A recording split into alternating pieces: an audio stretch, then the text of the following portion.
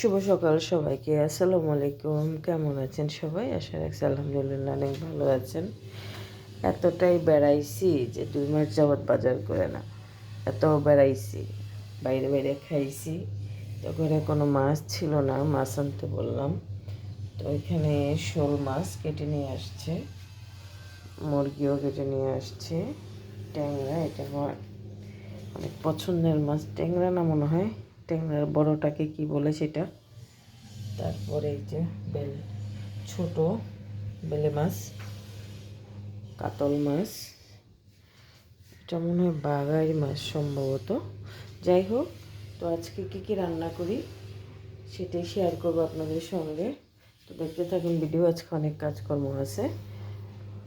মুরগির মাংসটা কষিয়ে নিচ্ছি, মশলাটা কষাবো এখন। পেঁয়াজটা হয়ে গেছে অনেকটা, এটা আমি মুরগি বোনা করবো। মশলা সব কিছু দিয়ে দিব। মুরগিটা বসায় দিলাম গ্যাসের চুলা, বিন্দু পরিমাণে গ্যাস নাই। তো আর কি করা, একটা একটা করে এটাই রান্না করতে হবে। ট্যাংরা মাছটা বোনা করতেছি। আসলে সব কিছু দেখানো সম্ভব হচ্ছে না, আমি একটু একটু করে কী কী রান্না করলাম আজকে। রান্না করে যাবো আমি এক জায়গায়, নিয়ে যাব।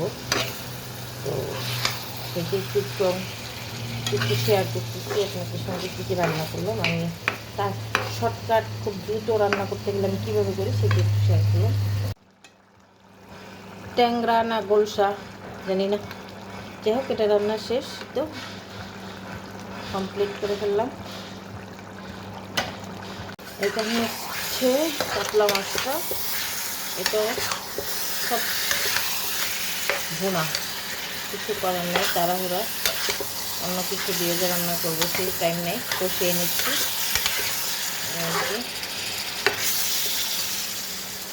করবো এই মাছটা। দেখুন, এটা নাকি বাঘাইর মাছ বলে। ও বাবারে, কত বড় বড় পিস! আমি এটা খাইও না, জানিও না।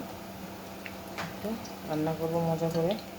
এটার অনেক স্বাদ নাকি হয়, একদম মাংসের মতন হয়। এটাকে খুব সেন্সিটিভভাবে, অনেক ভালোভাবে মশলা কষিয়ে তারপর রান্না করতে হয়। এটার জন্য আমি মশলা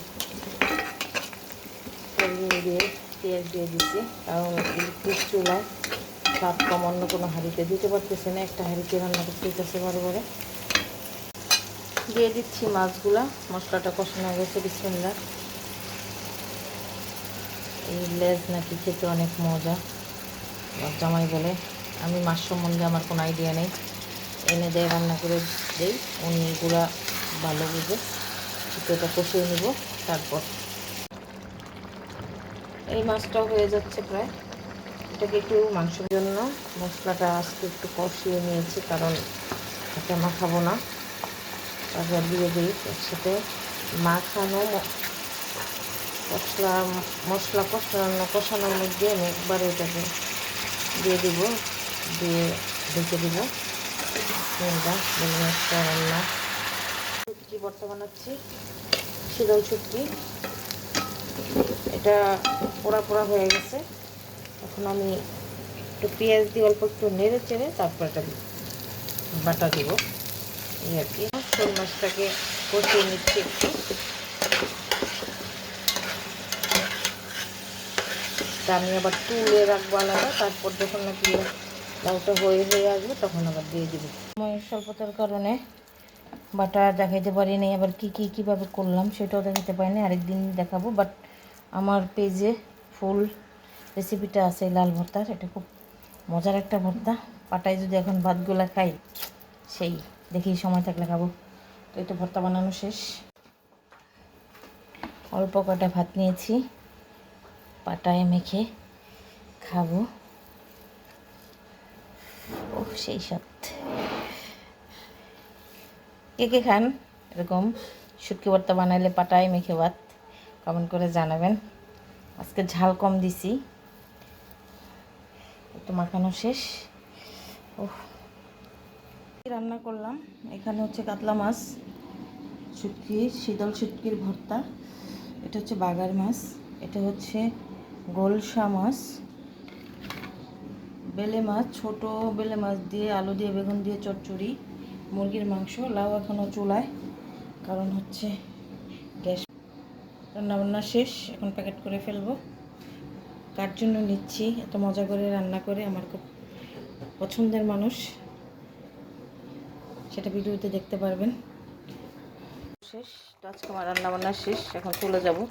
অলরেডি 4:30 বেজে গেছে। তো কেমন হলো আজকের ভিডিওটা? লাউ রান্না শেষ, সব কিছু রান্নাবান্না শেষ। তো কেমন হলো আজকের রান্নাবান্না একটু কমেন্ট করে জানাবেন। সব কিছু দেখাইতে পারি নাই, একটু একটু করে, অনেক বড় ভিডিও হয়ে যাবে, সেই জন্য এটা এখন তুলে ফেলবো।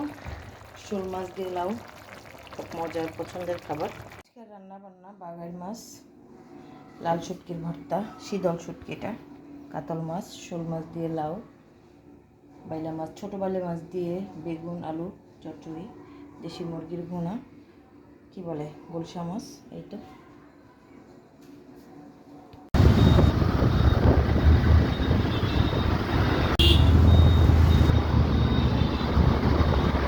সময় স্বল্পতার কারণে বাটা দেখাইতে পারিনি, আবার কি শেষ তো, আজকে আমার রান্নাবান্না শেষ, এখন চলে যাব।